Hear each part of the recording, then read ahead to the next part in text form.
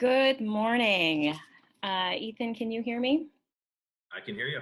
Perfect. Great. If you can hear me, that means everybody else can too. Thank you, everyone, for joining us for the first of a series of 7 web seminars that Open to Business is hosting in partnership with Dakota County, CDA, and the Associated Chambers, Apple Valley, Burnsville, Dakota Regional, Hastings, Lakeville, and River Heights. We're glad that you could be here with us today, and we're certainly grateful that Ethan can be here with us as well. Just to share a little bit of information with regard to how today's meeting will go. Q&A is based on the questions that the people that registered for the web seminar supplied beforehand. I'll also take chat questions in the chat feature or in Q&A and provide them to Ethan. We're going to maintain everybody on mute. With that, let's get rolling. And I'd like to introduce to you Ethan Hellier. He serves as the U.S. Chamber of Commerce as a manager and a congressional and public affairs for the Midwest. His current role, Ethan helps develop and implement the Chamber's grassroots legislative and political activities in the Midwest region. Before joining the Chamber in 2017, Ethan spent 3 years working in the Minnesota House of Representatives. He served as the committee legislative assistant for the Education Policy Committee and the Taxes Committee, as well as the communications specialist in the Republican Media Department. He's also worked and volunteered for multiple campaigns in the state of Minnesota. Ethan graduated from St. John's University, Collegeville, Minnesota in 2014 with a bachelor's arts in political science. Ethan now resides in Prior Lake, Minnesota with his wife Kelly and his dog Wrigley, of course, right? With that, my name is Karen Schaffhausen. I am a business advisor for Dakota County, open to business services, all 7 metro counties in the Twin Cities. And I'll turn it over to you, Ethan. Thank you so much for joining us today. Great. Thank you, Karen. And before we get started here, I just want to say if you hear a little noise in the background, I just want to apologize first. I got a virtual first grade classroom in the room next to me, and I also have a dog that was mentioned that likes to say hi to every person walking by. So I just want to say if there's background noise, I apologize. Today, we're pretty much here to talk about the Federal CARES Act, and you've probably heard it was the Phase 3 bill. It was passed by Congress last week and was signed into law by the president on Friday. Next slide.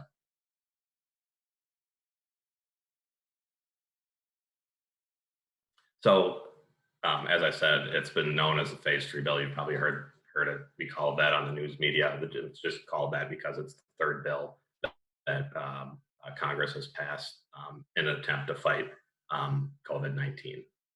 So it's a $2 trillion package, which is 10% of our GDP. So it's very comprehensive.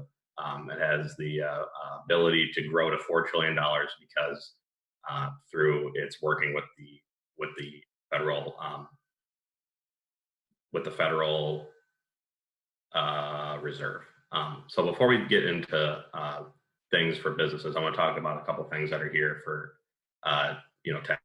taxpayers like you and I. A couple of those is that every taxpayer, if you're a single filer, you're going to get $1,200. That's capped at $75,000 and it starts to phase out from that period.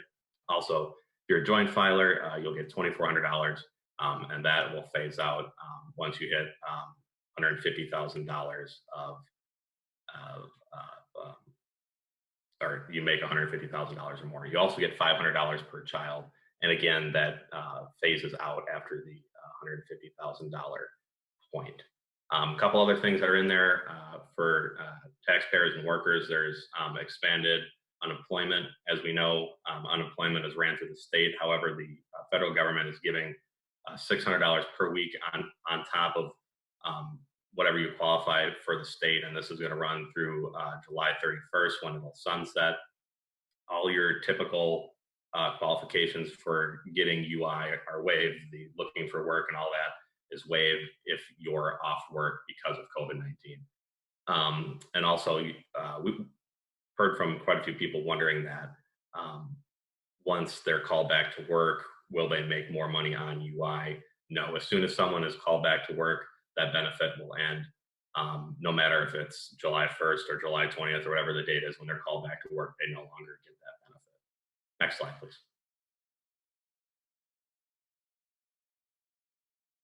I see just the first question here. I'll just answer it quick. The payments based on your 2019 taxes, yes. If you filed 2019 taxes to this point, yes, it'll be based on that. For people who have not, it'll be based on 2018 taxes. However, I've heard that there's a change that if you have a big income difference in 2020, that there'll be a slight revisement when you file your 2020 taxes. So kind of looking at everything that's in there for all businesses of all sizes. I'm going to start by breaking down what's in there for big business, or well, for all businesses, and then I'll go into big business, and then where I'll spend the bulk of our time is what's out there for the small businesses. That's kind of the bread and butter of this program, which is the Paycheck Protection Program, which I'll refer to as PPP, or the typical SBA loan, economic injury disaster loan, or EIDL loan as they're better called. And I'll also talk a little bit about the paid sick and family medical leave, which was in the phase 2 bill. Next slide, please.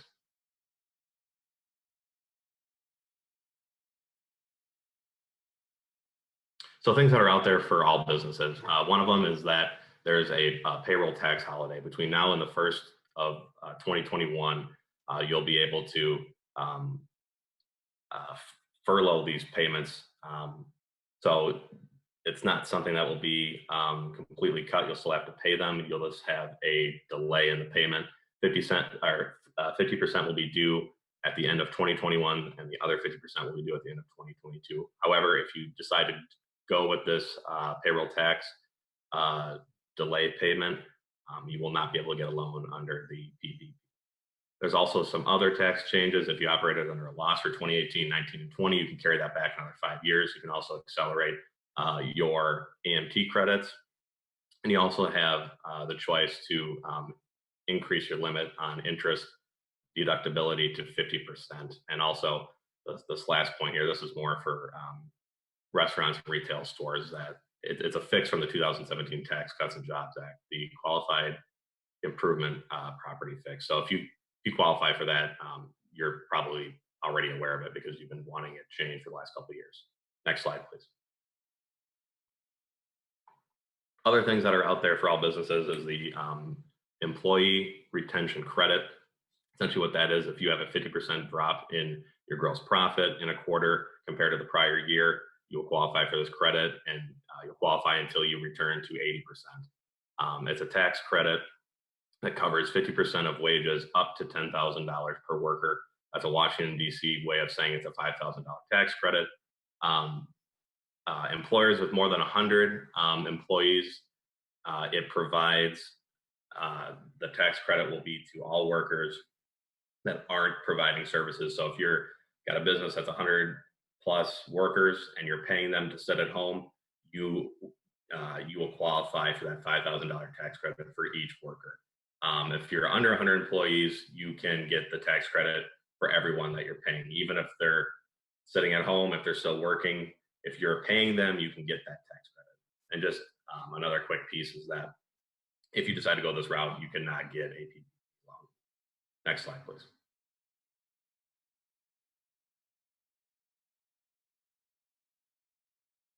So what's out there for the mid-size and larger businesses? You probably heard on Fox or CNN, MSNBC. There's a lot of talk about the airline industry. This is where these loans come from. It's a $454 billion program from the Treasury. It's essentially to support these airlines and other critical businesses.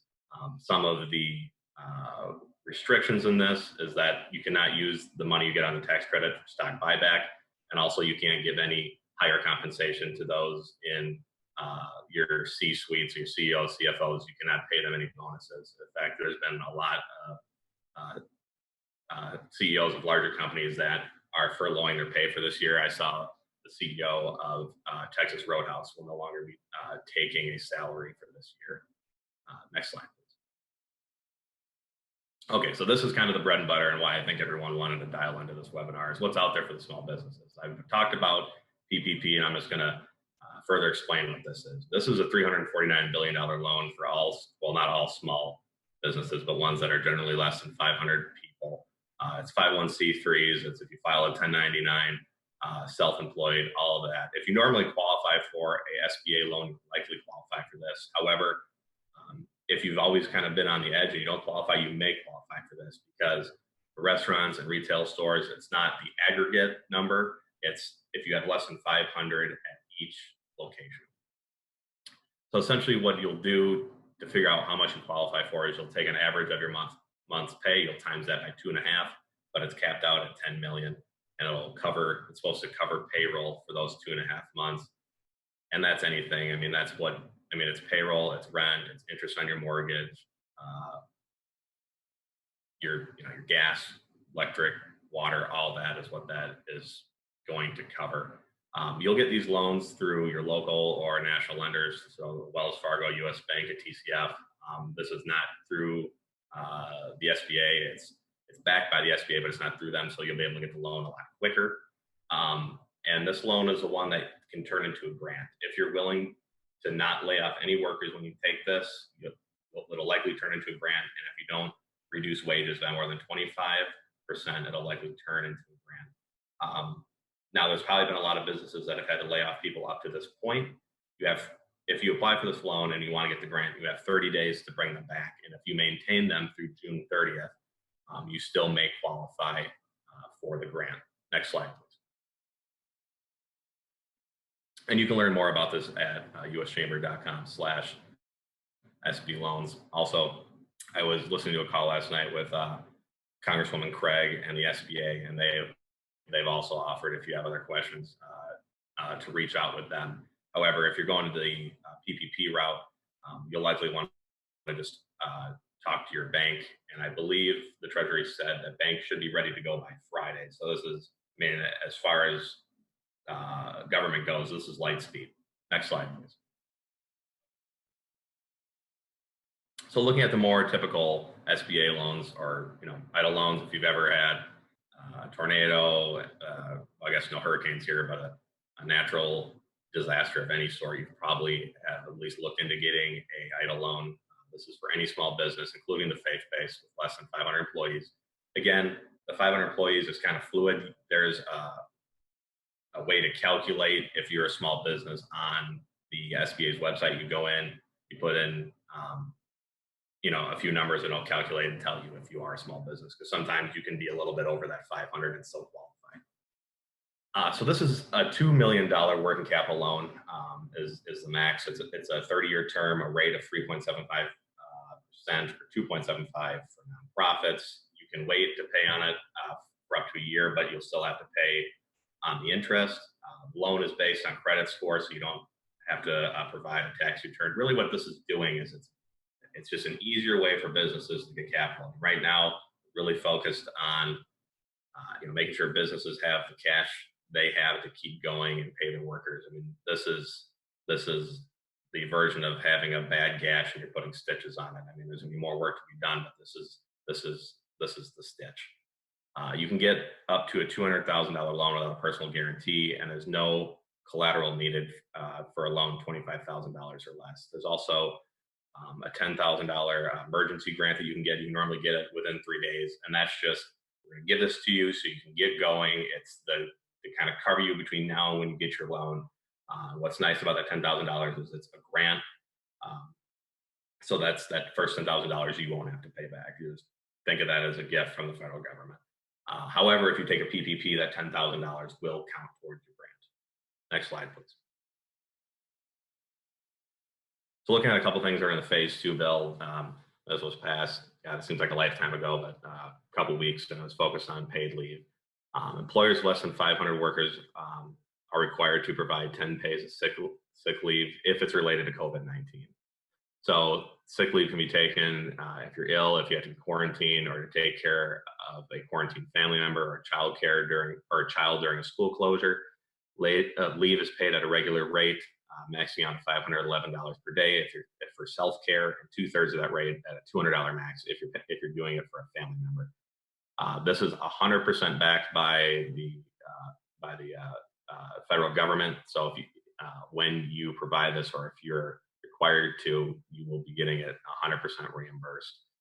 And this leave is in addition to anything that you already have. So if you provide some sort of family or paid sick leave or a family leave, this is on top of that. There is a exemption for businesses with 50 workers or less. Um, However, it's complicated. If you think you qualify, you should go to the Department of Labor's website, and there's a form of guidance that you can look at to see if you qualify. Essentially, um, it's only way for business to get out of it is the part where you're have to pay them for a school closure, or if you believe it threatens the viability of your business. So it's complicated. You can look into it, but it's not. It's likely won't be there. But also on top of that, this is kind of, I guess, a bonus for businesses that if you can telework, you don't qualify for paid leave. So I've been working at home now for 2 weeks. So if I was in that position, I would not qualify. Next slide. The paid FMLA. This is also kind of similar to the sick leave. You've probably heard of FMLA. It's been a hot political topic now for quite a long time, and it's got essentially the same qualifications as a paid sick leave. Employers with less than 500 employees are required to provide up to 10 weeks of FMLA if a worker has to take care of a child due to a child care or school closure caused by COVID-19. Leave is paid at 2/3 of your regular rate, maximum $200 per day, and a $10,000 total, so it won't cost you more than $10,000. Again, this is on top of the paid sick leave, and just so you know that this is 100% backed by the feds. You will get every dime that you pay into this program back. Again, exemption, Department of Labor's website to check out if you might be exempt. And then on top of that, like I said, if your workers can telework, they will not qualify. Next slide. So if you want any more info on this, check out our website, uschamber.com. Also, we have a small business resource that we kind of just rebranded. It's called Co now. It's another good source to see what other small businesses are doing and what you can do. And again, also recommend contacting the SBA by either their website or contacting the local office is another good resource. And then Congresswoman Craig also has been very adamant about being able to help as well. So at this point, I guess we'll take questions. Ethan, thank you very much. I certainly appreciate your time. I've got a bunch of questions in the Q&A. So the first is kind of going back to the original CARES Act, which is the 75,000 cap gross or adjustable income taxes for payments? Adjustable. So if your 2018 or 19 tax return says you made less than $75,000 after all adjustments, you will qualify. If you're over that, like you're 76,000, it just starts to slowly phase out. So you'll get something around that, but it won't be as much as 1,200. It'll just slowly phase out. So one person asks, is there a partial forgiveness for the PPP loan if we're not able to hire back all the employees already laid off? Yeah. So you can have it be granted to you up to a certain point, but to qualify for 100% of a grant, you need to follow the not cut wages by more than 25% and not cut workers. But you could qualify for a portion of the loan that you paid. Cool. So let's talk about and just kind of recap some of the CARES Act and the EIDL loan. Do we know, I believe you said this and I just want to confirm, can a business apply for both the EIDL and the PPP loan? Yes and no. So you probably there's probably people on this call that have applied for the EIDL loan. What you can do is if you think you will be able to qualify or at least partially qualify for the grant, you can go to your private lender and you can get it refinanced into a PPP loan. And you can actually keep part of that EIDL loan too. You just can't use it for payroll or month to month mortgage interest, rent, anything like that. So you can have two separate loans, but they got to be going to two separate parts of your business. Got it. Thank you. Yeah. So let's talk a little bit about small businesses that are sole proprietors. So if they're just individual owners, operators, wearing all hats, do they also qualify for the PPP loan or one of the idle loans? And They do. Yep. how is Which that, how is which is, that applied? pardon? How is that applied? Is it, I mean, if they just keep themselves employed? Yeah, pretty much. So obviously, it would be a much smaller loan, and qualifications will change quite a bit. Um, but yeah, I mean, essentially. If you're self-employed, or whatever the case is, you'll go to your local lender with all your financial statements, and you'll see what you qualify for, and if you follow the guidelines, then yes. Cool. So let's talk a little bit about how efficiently we will see this money. A lot of people are asking, how quickly do we actually think these will be processed? You had indicated the program for the CARES Act is the goal is to have it completed and ready to the banks by Friday. Does that mean that they're going to be ready taking applications and starting to move through the process Friday, or is that just kind of the beginning of it and it's going to take more time on top of that? That's certainly the hope. I mean, most large lenders, and probably a lot of lenders in Dakota County or Scott County or in the Twin Cities metro area, if they've worked with or if they've done SBA loans before, they should be ready to go. I happen to bank with Wells Fargo, and I got an email from them a couple days ago just saying, if you're a business owner, we're working on this. So it's something they're seeing. Guidance is coming out from the Treasury. But yeah, most banks should be ready by Friday. So, I will get your financials in order and reach out to the bank. And then for the PPP loan being forgiven, what is the process for that and what's required? Who's the person that manages that? Do we talk with the SBA or do we talk with the bank? So you'll only talk to the bank to get the loan. Once you get to the forgiveness part, I'm sure there'll be guidance coming from the SBA, and you'll show again your financials of showing people that you've kept them on, you've kept their pay relatively the same, and then from there, the SBA will send you the grant. They're trying to do this efficiently as possible and get you know and in all these programs to get the money to businesses as soon as possible. Gotcha. Can you share with us a little bit about who qualifies and who doesn't qualify for the PPP loan? I've got some questions about, if, sole proprietorship, nonprofits, size of business, type of expenses. So can you kind of walk through just really briefly kind of what's in, what's out as far as the type of business Yeah. first? So type of business, really, it's anything less than 500. Now, again, there are areas where you can be over 500 and still qualify. You can go on the SBA's website, and there is a little qualifications tab, and it'll show you if you are a quote unquote small business. The nonprofits that qualify for the PPP are 501c3s. But yeah, if you're at 1099 or whatever your case is, if you're under 500, profit making business, you'll qualify for a PPP loan. If you're a 501c3, you'll qualify for a PPP loan. And idle loans are open to other nonprofits. So, we've heard a lot from our chamber partners, which are 501c6s. What they qualify is they can go out and get that $10,000 cash advance, which anyone can go get that. If you're a small business, whether you're doing the idle loan or the PPP, you can get that $10,000 cash advance right now. Essentially, that's it's, I guess, the appetizer to the meal of the whole loan you'll be getting.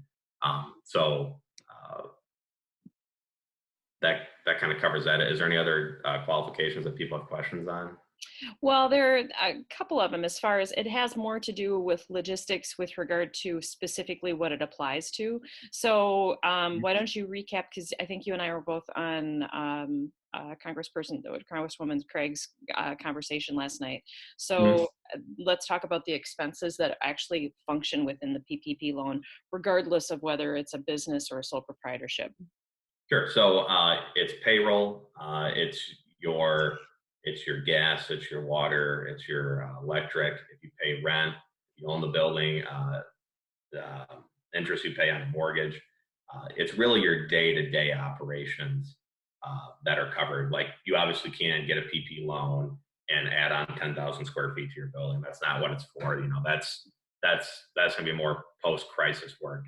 It's to keep you fluid and to keep you running. You know, just think about what Congress wanted to do here. 880 pages, very complicated bill, a lot of things in it. At the end of the day, every little aspect of programming here, it's about getting money right now to businesses. It's not, it's not tax cuts or anything like that or anything, long term. It's temporary cash to businesses now. Cool. So one really great question is is there interest on the loan for the PPP before it's forgiven? So is there some sort of a payment that goes along with that? How is that structured? If your PPP loan is forgiven and you qualify for the grant, the interest that was accrued on the loan will be wiped away as well. So it's a full grant. If you qualify for that grant, your out-of-pocket costs as far as applying for that loan should be zero if you, again, keep all your workers on and you don't cut wages more than 25%.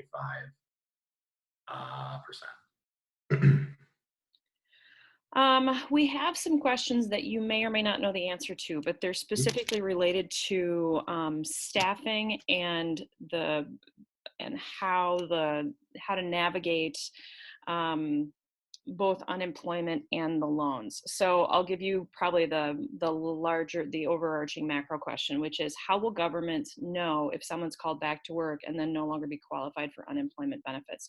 So I think from a business perspective, what I would ask Ethan for you to think about is how there are some people that don't understand how the unemployment works in regards to some of this stuff. And I think it would be helpful to talk about kind of how they work in parallel, but different. Sure. So the unemployment will still be, in Minnesota, however you get unemployment, you'll still apply to the same way. All the typical qualifications of looking for work, you know, anything that you normally need to do to qualify, you will not need to do here if you're laid off because of COVID-19. What the federal government does is they will give people who are unemployed whatever they get from the state. They'll get another $600 per week on top of that. So, let's say they get $350 a week. Well, now they'll get $950 instead. So it's a bonus from the federal government to keep people flush with cash, to make sure that they can still make their rent payment, mortgage payment, car payment, whatever the case may be. So that's kind of what the federal government's role is in that. Now, if they're but that sunsets the end of July. So July 31st comes around, that program is over. However, let's say we get good news from Fauci, and we're turning a corner, and some businesses, it's always we're not going to flip a light switch and everyone goes back to work. It'll be a dial. People will slowly start going back to work. And once that dial is turned and people are going back to work, if you're one of those on unemployment and you're called back in, there'll be guidance for businesses and like state unemployment offices that will be able to interact with businesses to so they can tell them that they're no longer unemployed. But once they're called back, the benefit ends immediately. Gotcha. We've got one more question and then we'll wrap things up. So how is the process and who is the person or entity that decides who qualifies for the PPP loan? So the regulation is done by the SBA, but so private lenders will be using guidance from the SBA to see if you qualify. What's nice about the PPP loan over the IDA loan is that you're going to, besides the grant, which is the obvious thing, but you're going to get it quicker too because it's provided through the lender and not through the SBA. However, all these loans, banks are going to be very comfortable handing them out because they're 100% backed by the government. I guess it's you know, for, I guess a bad joke you could say, I mean, if I was working for the chamber, I'd be trying to start a bank today, because these loans are handing out, they're going to make interest on them from the federal government, and that also they're 100% backed by the feds. The typical gamble that a bank can make lending a small business a loan is no longer there. It's 100% guaranteed. Cool. Well, thank you very much. Here, let's kind of wrap things up. Ethan, I'm certainly grateful that you were willing to share your time and information with us today. I know there are Yep. some people that didn't have a chance to finish and have all their questions answered. Please feel free to reach out either to myself or to Ethan with any additional questions, and we'll do what we can to field those questions for you. This is the first of 7 conversations provided in partnership with both Dakota County CDA and the Chambers. If you are interested and do not have the registration for the additional seminars, please don't hesitate to reach out to myself. Thank you very much for participating in this program. Open to Business is a nonprofit contracted by all 7 metro counties to provide pre-business consulting as well as gap financing. So please don't hesitate to reach out to us as well. There is a recording of this seminar. We will be sharing it with our county partners and posted to their websites as well as ours. We certainly appreciate your time today, Ethan. Thank you again. Have a great day. Thank you. Thanks for having me, and thanks for everyone tuning in. Have a good day. Thanks.